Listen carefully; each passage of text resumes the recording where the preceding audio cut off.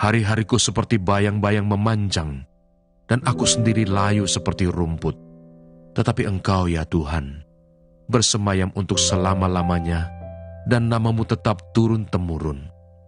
Engkau sendiri akan bangun, akan menyayangi Sion, sebab sudah waktunya untuk mengasihaninya, sudah tiba saatnya.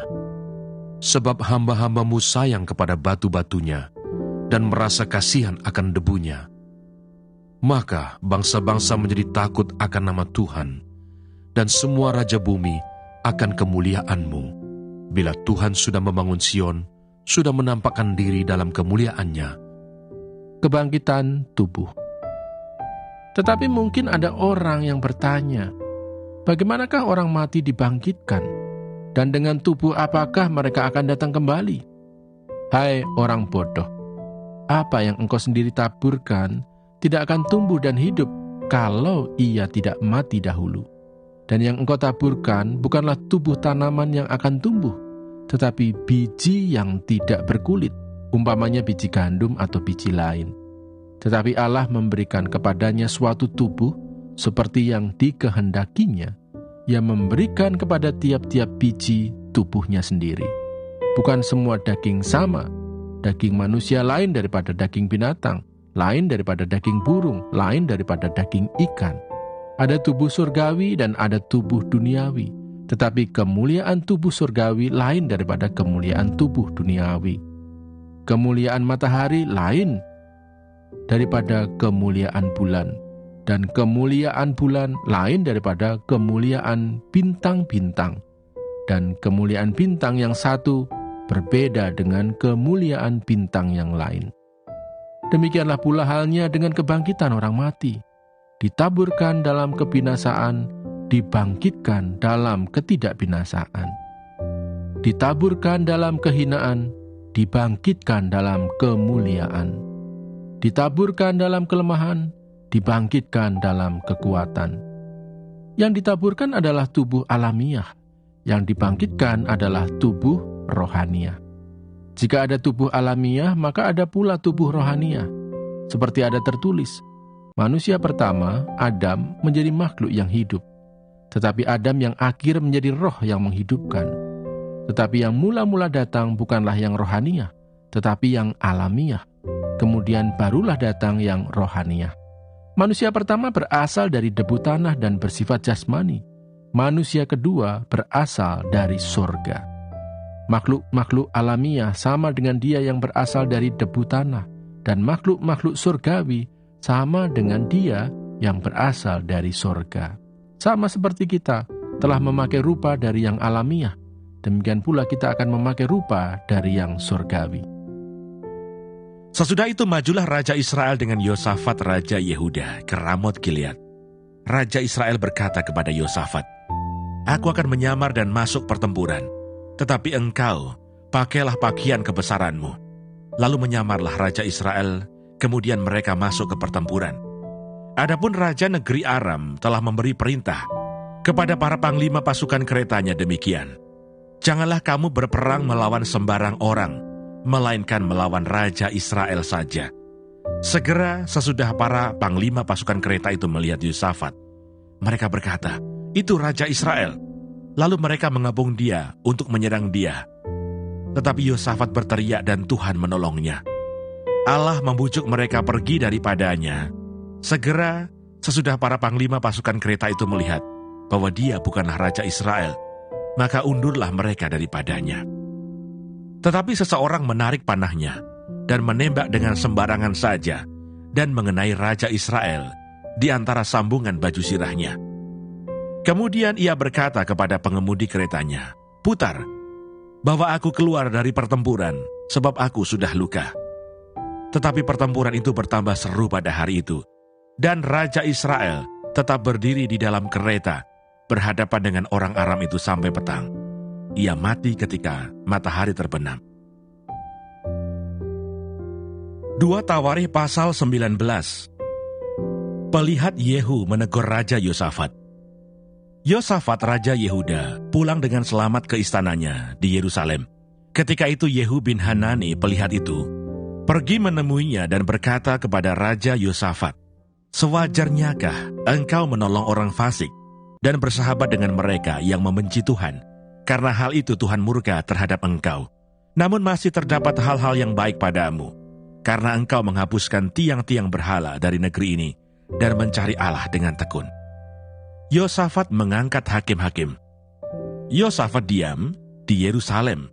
Ia mengadakan kunjungan pula ke daerah-daerah, dari Berseba sampai ke pegunungan Efraim, sambil menyuruh rakyat berbalik kepada Tuhan, Allah nenek moyang mereka. Ia mengangkat juga hakim-hakim di seluruh negeri, yakni di semua kota yang berkubu di Yehuda, di tiap-tiap kota. Berpesanlah ia kepada hakim-hakim itu, pertimbangkanlah apa yang kamu buat, karena bukanlah untuk manusia kamu memutuskan hukum, melainkan untuk Tuhan yang ada beserta kamu, bila kamu memutuskan hukum. Sebab itu kiranya kamu diliputi oleh rasa takut kepada Tuhan.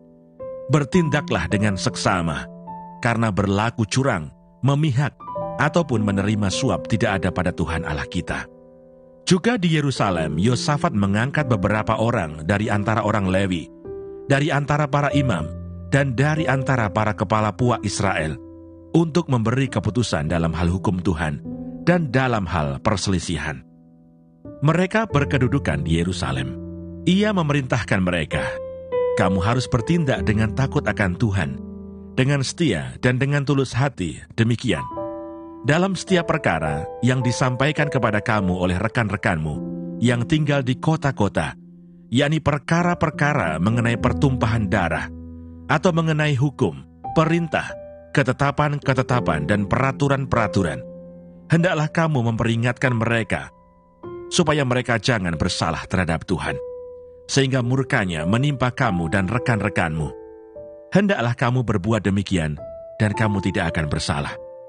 Dengan ini imam kepala Amaria diangkat sebagai ketuamu dalam segala perkara ketuhanan, dan Sebaja bin Ismail, pemuka kaum Yehuda, dalam segala perkara kerajaan. Sedang orang Lewi akan melayani kamu sebagai pengatur. Bertindaklah dengan tegas. Kiranya Tuhan menyertai orang yang tulus ikhlas. 2 Tawarikh pasal 20. Kemenangan atas Moab dan Amon. Akhir pemerintahan Yosafat. Setelah itu Bani Moab dan Bani Amon datang berperang melawan Yosafat bersama-sama sepasukan orang Meunim. Datanglah orang memberitahukan Yosafat, suatu laskar yang besar datang dari seberang Laut Asin, dari Edom, menyerang tuanku. Sekarang mereka di Haseson Tamar, yakni En-Gedi. Yosafat menjadi takut, lalu mengambil keputusan untuk mencari Tuhan. Ia menyerukan kepada seluruh Yehuda supaya berpuasa.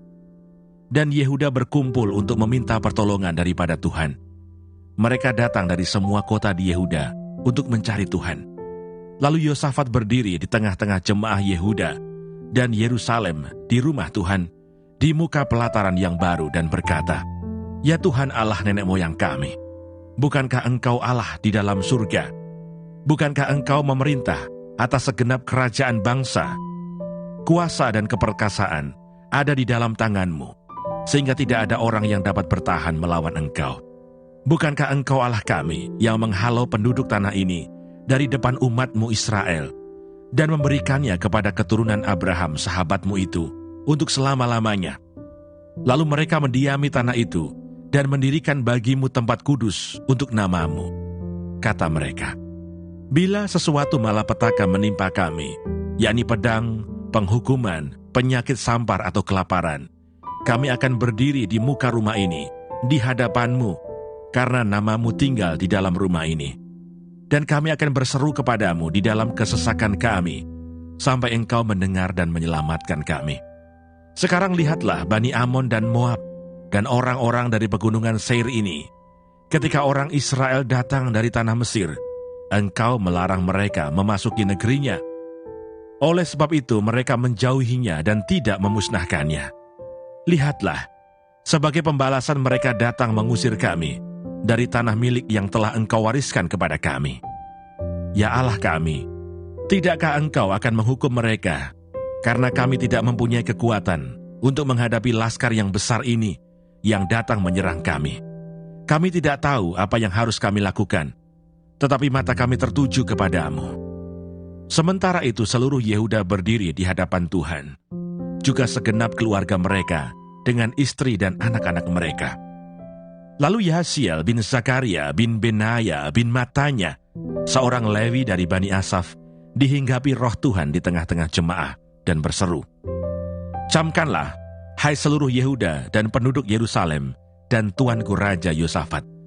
Beginilah firman Tuhan kepadamu, janganlah kamu takut dan terkejut karena laskar yang besar ini, sebab bukan kamu yang akan berperang, melainkan Allah. Besok haruslah kamu turun menyerang mereka. Mereka akan mendaki pendakian Sis, dan kamu akan mendapati mereka di ujung lembah, di muka padang gurun Yeruel. Dalam peperangan ini, tidak usah kamu bertempur. Hai Yehuda dan Yerusalem, tinggallah berdiri di tempatmu, dan lihatlah bagaimana Tuhan memberikan kemenangan kepadamu. Janganlah kamu takut dan terkejut. Majulah besok menghadapi mereka. Tuhan akan menyertai kamu." Lalu berlututlah Yosafat dengan mukanya ke tanah. Seluruh Yehuda dan penduduk Yerusalem pun sujud di hadapan Tuhan dan menyembah kepadanya. Kemudian orang Lewi dan Bani Kehat dan Bani Korah bangkit berdiri untuk menyanyikan puji-pujian bagi Tuhan, Allah Israel, dengan suara yang sangat nyaring. Keesokan harinya, pagi-pagi mereka maju menuju padang gurun Tekoa. Ketika mereka hendak berangkat, berdirilah Yosafat dan berkata, "Dengar hai Yehuda dan penduduk Yerusalem, percayalah kepada Tuhan Allahmu, dan kamu akan tetap teguh. Percayalah kepada nabi-nabinya, dan kamu akan berhasil." Setelah ia berunding dengan rakyat, ia mengangkat orang-orang yang akan menyanyi nyanyian untuk Tuhan dan memuji Tuhan dalam pakaian kudus yang semarak. Pada waktu mereka keluar di muka orang-orang bersenjata sambil berkata, "Nyanyikanlah nyanyian syukur bagi Tuhan, bahwasanya untuk selama-lamanya kasih setianya."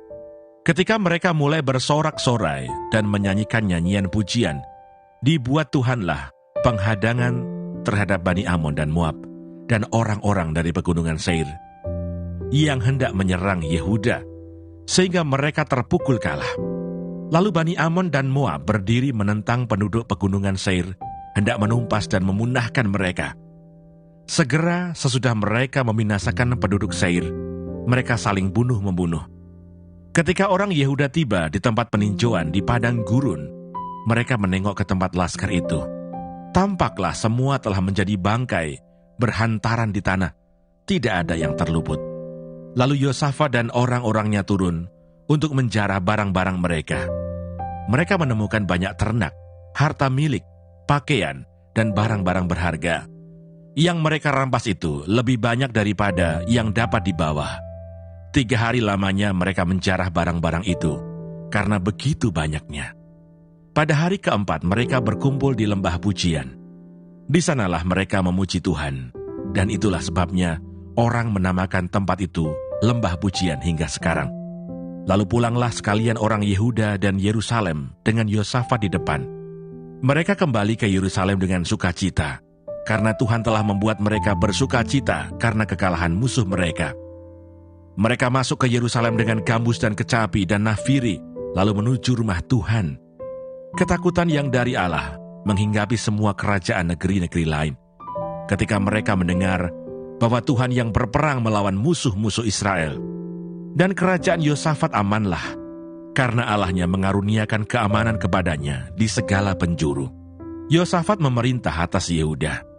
Ia berumur 35 tahun pada waktu ia menjadi raja, dan 25 tahun lamanya ia memerintah di Yerusalem.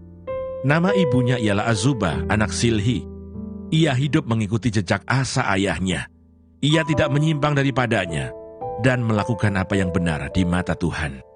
Hanya bukit-bukit pengorbanan tidak dijauhkan. Bangsa itu belum mengarahkan hatinya kepada Allah nenek moyang mereka. Selebihnya dari riwayat Yosafat, dari awal sampai akhir, sesungguhnya semuanya itu tertulis di dalam riwayat Yehu bin Hanani yang tercantum di dalam kitab Raja-Raja Israel. Kemudian Yosafat Raja Yehuda bersekutu dengan Ahasia Raja Israel yang fasik perbuatannya.